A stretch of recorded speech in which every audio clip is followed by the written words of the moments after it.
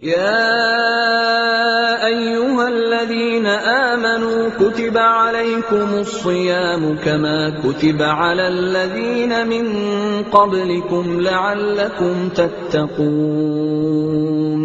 أياما معدودات فمن كان منكم مريضا أو على سفر فعدة من أيام أخر. بسم اللہ الرحمن الرحیم. الحمد للہ رب العالمین وصلی اللہ علی محمد وآلہ الطاہرین ولعنۃ اللہ علی اعدائہم اجمعین الی قیام یوم الدین.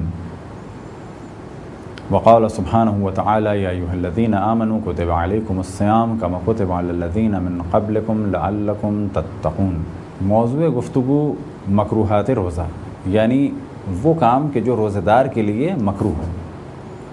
اب اس سے پہلے کہ مکروہ کے بارے میں گفتگو ہو، دوبارہ اس چیز کی جانب توجہ دلائی جائے کہ اسلامی احکام 5 قسم کے ہیں. واجب وہ عمل کہ جس کا کرنا ضروری ہے، حرام وہ عمل کہ جس کا نہ کرنا ضروری ہے اور اس کو چھوڑنا واجب ہے.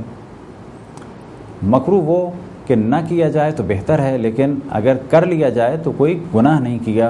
مستحب وہ کہ اگر کر لیا جائے تو بہت ثواب ہے لیکن اگر نہ کیا تو کوئی گناہ نہیں کیا. مباح وہ کہ کرنا اور نہ کرنا مساوی ہے، نہ حرام نہ واجب نہ مکروہ اور نہ ہی مستحب. مکروہات روزہ کے معنی یہ ہے کہ وہ کام کہ جو روزہ دار اگر انجام نہ دے تو بہتر ہے لیکن اگر انجام دے تو کوئی حرج نہیں. یہ جو ایک جملہ زبانوں پر مشہور ہو گیا ہے کہ روزہ مکروہ ہو گیا، روزہ مکروہ نہیں ہوتا، بلکہ ایک عمل ہم انجام دے دیتے ہیں کہ جس عمل کا انجام دینا مکروہ تھا، یعنی اگر انجام نہ دیتے تو بہتر تھا، روزے پہ کوئی اثر نہیں پڑا. لہٰذا پھر اس جانب توجہ دلائیں کہ غلط جملہ ہے جو مشہور ہو گیا ہے کہ روزہ مکروہ ہو گیا. روزہ مکروہ نہیں ہوتا، بلکہ ہم ایک عمل انجام دے دیتے ہیں کہ جو عمل اگر انجام نہ دیتے تو بہتر تھا لیکن انجام دے دیا تو کوئی حرج نہیں ہے، گناہ نہیں کیا، روزے کا ثواب کم ہو گیا لیکن روزہ باطل نہیں ہوا. ثواب کم ہونے سے کیا مراد؟ یعنی ایک چیز کا ہمیں ثواب مل جاتا اگر ہم یہ نہ کرتے، لیکن کر لیا تو کچھ نہیں گیا. وہ جو زیادہ ثواب ملنے والا تھا نہ کرنے کی وجہ سے وہ نہیں ملا، گیا کچھ نہیں. ایک عام تصور ہے کہ آنکھ میں دوا نہیں ڈالی جا سکتی روزے میں. یہ تصور بالکل غلط ہے. لہٰذا بعض لوگ آپریشن نہیں کراتے آنکھوں کا ماہ رمضان میں یا اس سے پہلے، اور کچھ لوگ آپریشن کروا لیں تو دوا استعمال نہیں کرتے کیونکہ ان کے ذہن میں یہ ہے کہ اس سے روزہ باطل ہو جاتا ہے. اب یہاں پر اس بات کو بالکل واضح کر دیں کہ دوا آنکھ میں ڈالنا بالکل جائز ہے. آنکھ میں دوا ڈالنا جب مکروہ ہے جب اس کا ذائقہ حلق تک پہنچے، لیکن اگر ذائقہ حلق تک نہیں پہنچ رہا تو مکروہ بھی نہیں ہے. لیکن ممکن ہے کہ آپ پر دوا ڈالنا واجب ہو، یعنی یہ ہو سکتا ہے کہ ہم تو اسے مکروہ کہہ رہے ہیں لیکن وہ واجب ہو، بالکل ہو سکتا ہے.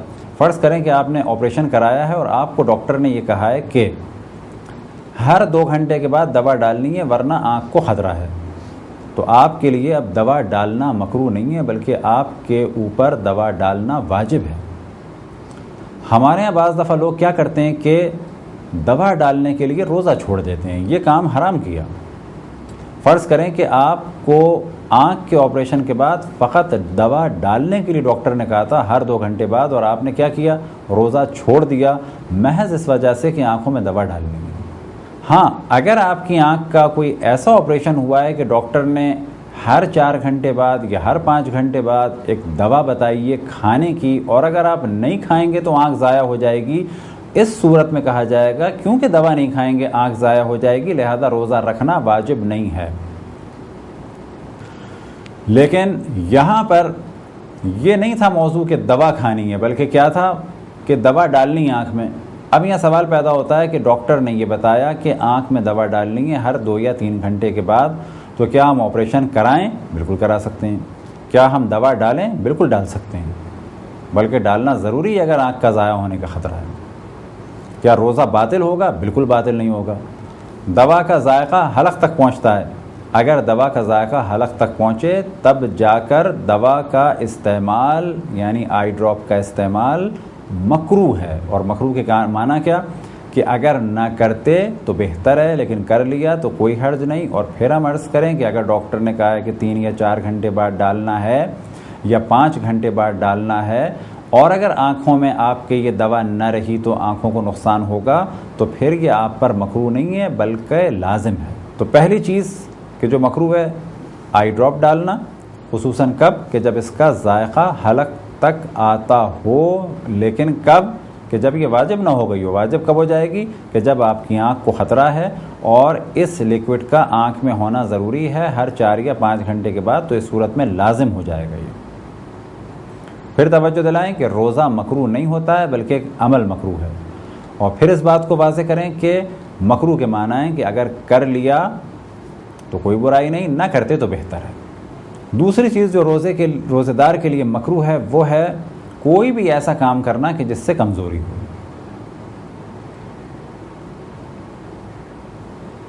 اگر کسی کو کمزوری ہے حمام جانے سے، بہت دیر بیٹھنے سے حمام میں، البتہ یہ ذہن میں رکھیں کہ حمام میں اگر اتنی زیادہ بھاپ ہے اور وہ بھاپ اندر جا رہی ہے تو پھر اس مسئلے کی جانب توجہ رہے کہ غلیظ غبار یا بھاپ یا دھواں اندر نہ لے جایا جائے۔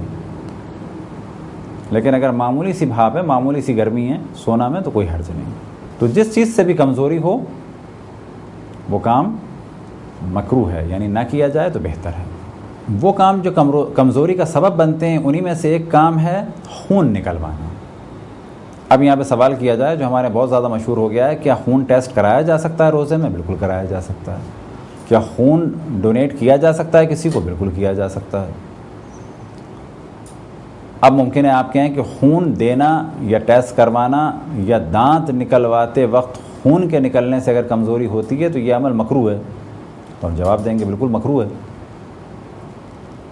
کب کہ جب کمزوری ہوتی ہے۔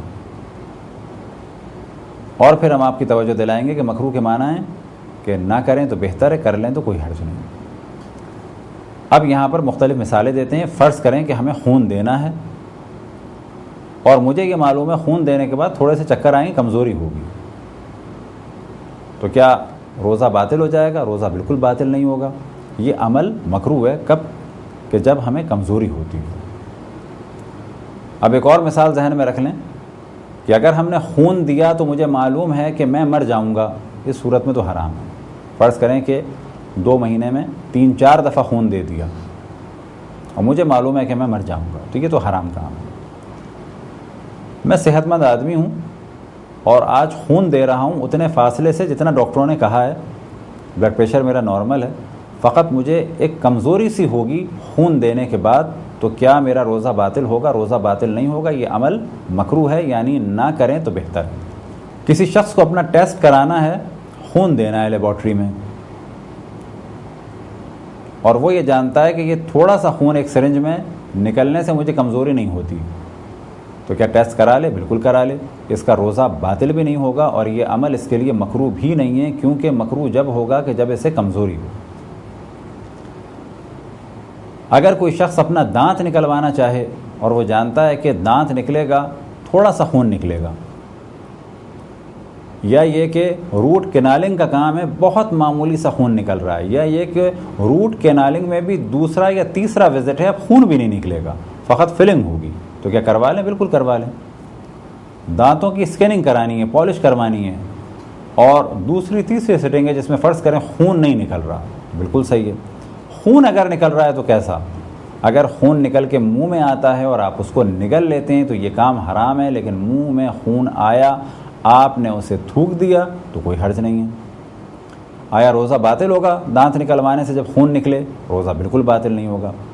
مکروہ ہے یہ کام؟ بالکل یہ کام مکروہ ہے۔ کب کہ جب کمزوری ہو۔ اب اگر کسی کو کمزوری نہیں ہو رہی تو یہ مکروہ بھی نہیں ہے، کمزوری ہو رہی ہے تو مکروہ ہے۔ مکروہ کے کیا معنی؟ نہ کرتے کام تو بہتر تھا، لیکن کر لیا تو کوئی حرج نہیں۔ تیسری چیز جو مکروہ ہے وہ ہے کسی خشک چیز سے اینیما لینا، کہ اس کا پہلے بھی ذکر ہو چکا. فرض کریں کوئی ویسلین یا کوئی خاص قسم کی چیز ہے جو جیل کی صورت میں لکوڈ نہیں ہے.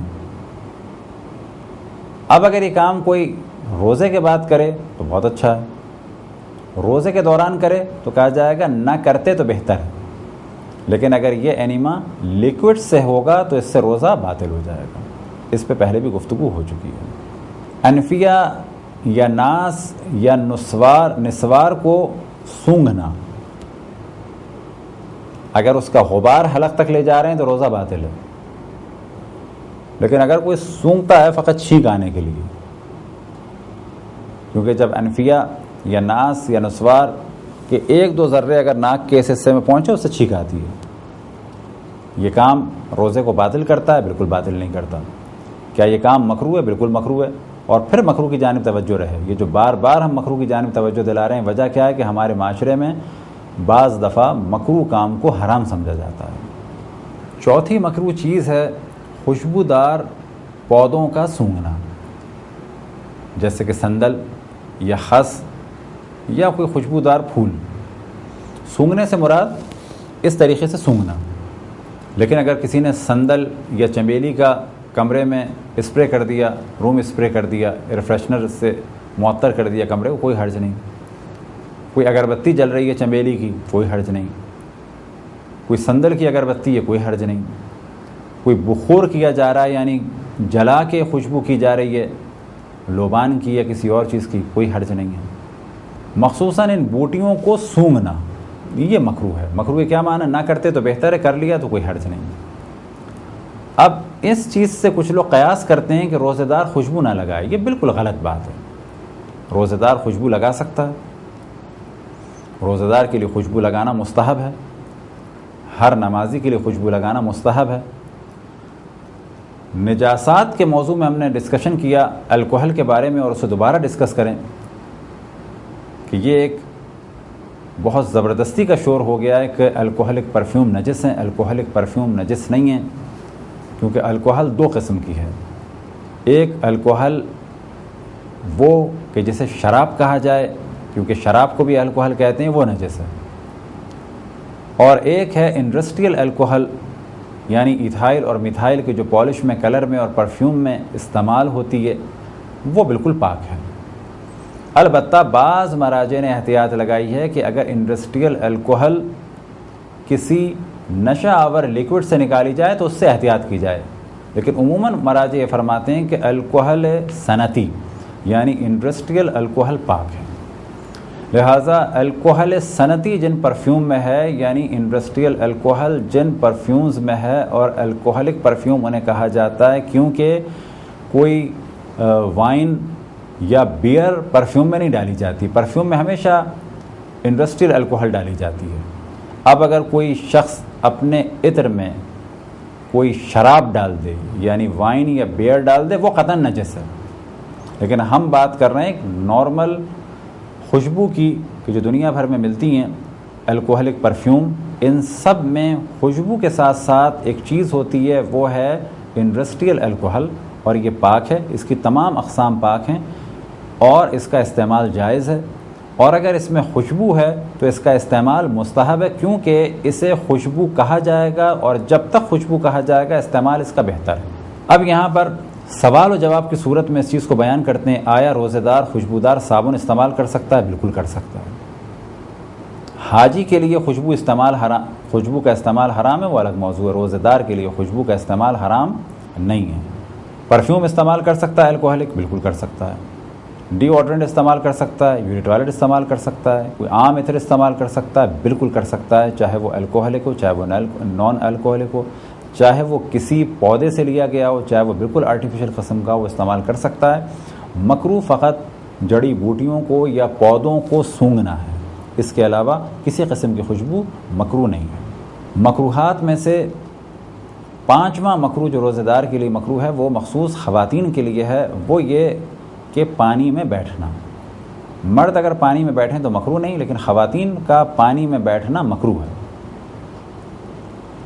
پانی میں بیٹھنے سے کیا مراد؟ شاور کے نیچے بیٹھے نہیں، کسی ٹب میں یا کسی تشلے میں یا سوئمنگ پول میں اگر خواتین بیٹھتی ہیں تو یہ مکروہ ہے، اور مکروہ کے معنی پھر بیان کریں کہ نہ کریں تو بہتر ہے، کر لیں تو کوئی حرج نہیں ہے۔ بس کوئی لڑکی اگر سوئمنگ پول میں بیٹھتی ہے، اب ممکن ہے کوئی کہ جی سوئمنگ پول میں تو مرد ہوتے ہیں، وہ بالکل الگ موضوع ہے۔ اگر سوئمنگ پول میں مرد ہیں تو یہ اس کے لیے حرام ہے۔